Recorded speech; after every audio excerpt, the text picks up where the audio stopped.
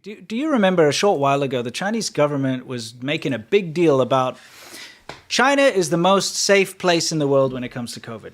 Yeah. I mean, we know this because we have Chinese family, and we've had Chinese family pressuring our wives and pressuring us and so on to like, hey, listen, come back to China because everyone's dying in America of COVID. Everyone's dying overseas. It's like you and your families are not safe. You're going to die. Come back to China. It's the safest place in the world. It's the only place in the world where COVID hasn't touched, and we beat COVID, and we're having pool parties and stuff, right? You remember that? I remember it like yesterday. Yeah, and you know, lots of Chinese people actually followed that advice.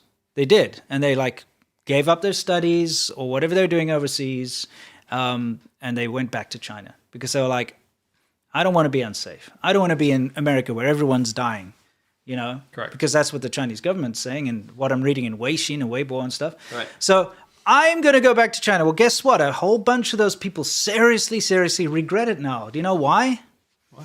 Because the Chinese government didn't renew their passports and are not allowing them to leave, and in fact are deleting and destroying, cutting their passports and things like that. So, look, in the beginning, I've got to admit, both of us were very skeptical about this because we've been hearing this, by the way, for years now. This is not like for at least a year and a half, okay? This is not new news to us that people's passports were not being renewed. So in other words, and this happens very often. No, about a year. Yeah, about a year. I have a timeline coming up here. Okay, cool. Anyway, the fact of the matter is, when Chinese people living abroad, and this is very common, when their passport's about to expire, okay, because your passport has a lifespan, they kind of decide, well, why not fly back to China, go visit family, take care of a couple of things, and then I can just get my new passport and then come back.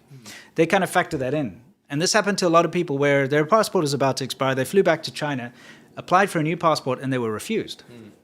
And that was a year ago. I was starting to hear this, a year and a bit for me. And that's really not cool. So we thought, maybe they're being a bit pedantic, or maybe they're being a bit more over the top because of so on. But it turns out it's not. It's actually gotten really bad now where pretty much no one can get out. This is like the second wave of this kind of passport rumor stuff goes on. You sort of see in Twitter accounts. I think this guy's Fang Shimin or something. But anyway, he's posting stuff about how there's WeChat messages going around talking about people that are not allowed to get out, right? Yeah. Losing their passports, not getting them renewed. But this goes back further, right? This started in, I found some messages, I can give this a timeline, in July 2021. So we're almost at a year now. Right. Yeah, that makes sense. There's people in my circle that went back or had husbands or wives that were foreign nationals, right? That had to go back home and then wanted their Chinese husband or wife to go with them, right? Yeah. Now, in multiple cases, I found out that these people couldn't leave. And this started, like I said, around July 2021. Yeah. And it turns out there actually was a kind of national movement in the government to do this soft pause, as it was called, to soft pause passport renewals with circumstances surrounding it, right? And this was all because of the Delta variant at the time, right? The Delta variant was scaring the shit out of China. They were worried about people leaving and then coming back in. Correct. Yeah. So they were like, well, this is not like a ban. Don't look at this like some huge human rights atrocity, like Nazis trying to keep their citizens in. This is just a temporary thing with new variants, kind of crazy, want to fizzle out. Yeah. So you'll be separated for a while. A lot of these people I know were separated, right? In fact, somebody quite close to me had to deal with this. So what happened was the Chinese government said, we're going to be flexible about this. And anybody that's working or studying who needs to work or study abroad will still be let out, right? Yeah.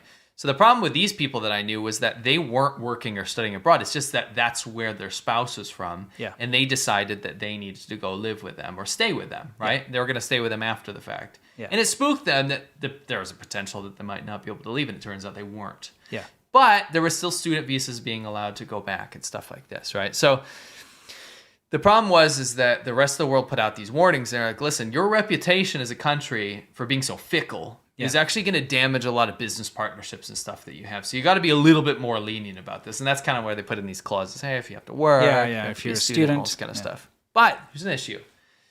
This is, I classify what you see on the screen here as a rumor. This is kind of stuff that I can't personally verify until I started to be able to personally verify stuff. Sure. Okay. So then I started getting messages from people, right? That were containing, some of these were from similar people, maybe stuff they saw on Weibo or something like this. But I started digging deeper, and I started hearing people that were directly affected by this new wave. So this isn't the old Delta thing about, students and whatever. This is a new thing that wasn't really being talked about until it was too late for a lot of these people, right? So I got personal contacts that told me that their sister, their mom, their aunt, their uncle, whatever, people in their sphere, when they were going back to China from abroad, and then upon trying to leave, not only were they not getting their passports not renewed, because that was the previous thing. You have to have 6 months, free whatever on your passport. Yeah. That's the rule in most countries, right? Yeah, if you want to get a visa. If you want to go back and get a visa or whatever. The problem is it wasn't just this anymore. This wasn't going to the embassy saying, hey, my passport's about to expire. Can you give me a new one? They were being asked informally by their employers to turn in their passports. Yeah. Some of the excuses were for nationalistic purposes. Hey, we need to fight together as a country. Let's all band together. Return your documents. There's no need for you to go abroad, right? And we are informally asking you as your employer to do the right thing and turn in your passport. And we first heard rumors of this in Hunan. Our ears perked up, but again, we had no personal context. But now I can confirm that this happened to people that I know.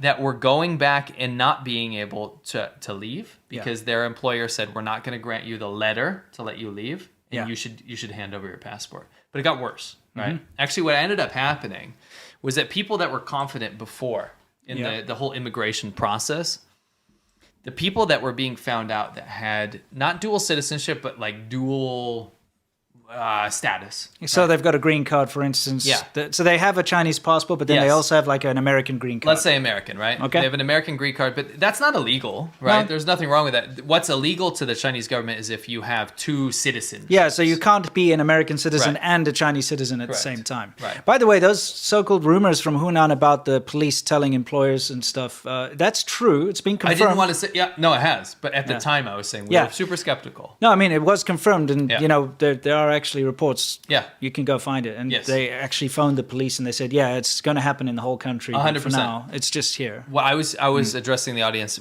in that we're always skeptical until something is proven, right? Sure. That has now since been proven. Yeah. Now, here's the deal: people that were confident in the fact that they had their green card, so that they could go in and out of America and then go visit China, right? Number one. This has happened multiple times. China has taken their green card, right, under questioning, and then cut it up, right, for America, by the way. Number two, not only that, but has also taken away their Chinese passport so that they can't leave, effectively causing this almost a nationwide issue of exit bans, in a way, right?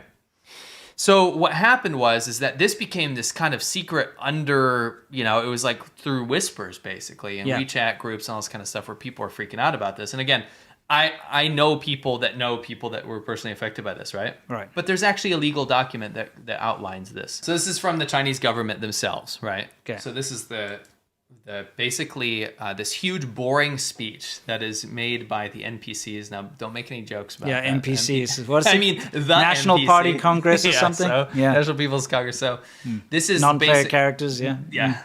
This is when they get together, they have these meetings, and they make huge, sweeping, insanely important decisions in the central. By the way, before you continue, I have to say that some of my friends in China were telling me that right up until right now, actually, agents were being paid huge amounts of money. Yeah, I have that. Yeah. Oh, you do have it there? But basically, you said that the government said if you're working or if you're a student, then you will be allowed to leave. Right. So they were paying agents exorbitant amounts of money to make up like fraudulent invitations to universities or work, invitations or whatever the case, so that people could apply for these passports saying that they're a student or they're going to work. And they were paying them stupid amounts of money just so that they could get out of China. This is where this is invalidated. Because now, although that they're saying that those clauses exist, in reality what's happening is I would even say particularly banning people from going back to work abroad. Okay. That's what they're trying to cut off here. Right. This is a grand sweeping thing. And again, if I really distill this huge, massive document, so you've got links to this. It's an actual Chinese paper. It's on the Chinese government website. Yes, correct. Okay, so what does it say? So it goes in, there's some scary language that I highlighted here, right? Okay. It says, so basically, General Secretary Xi Jinping, so, dictator of China, presided over a meeting of the Standing Committee of the Political Bureau of the CPC Central Committee and delivered an important speech. Here's the speech. It is necessary, and keep in mind, this is what people are very against right now in China. Yeah. It is necessary to fully cooperate to win the battle to defend Shanghai. They are not giving up on this. Zero COVID day. Strengthen the guidance of the Shanghai General Inspection Station and the exit and entry management departments of the public security organ. So this is important. If you read through this, you might gloss over a lot of this jargon. I literally think, if I could put a percentage on it, 80% of this entire article is jargon saying like we must, exemplify the blah blah blah of the organ of the blah blah blah. It's all these titles and executive this. But the key point is the entry and exit management departments, right? Okay. And mobilize the entire system to support and cooperate with Shanghai to achieve a dynamic social zero. To see what the language used here. This is like everyone needs to get together to stop people from leaving in order to comply with what they're trying to do in Shanghai's zero COVID policy. Yeah. Right? We must make Beijing a top priority. Oh, right? okay. Strictly implement the requirements of the Beijing Joint Prevention and Control Mechanism and vigorously support Beijing's epidemic prevention and control work. It is necessary to urge the Jilin Frontier Inspection Station, by the way, another hugely hit area of northern China, to implement precise prevention. The entire freaking province is a lockdown. Yeah. The whole province. The whole province of Jilin, yeah. Yes.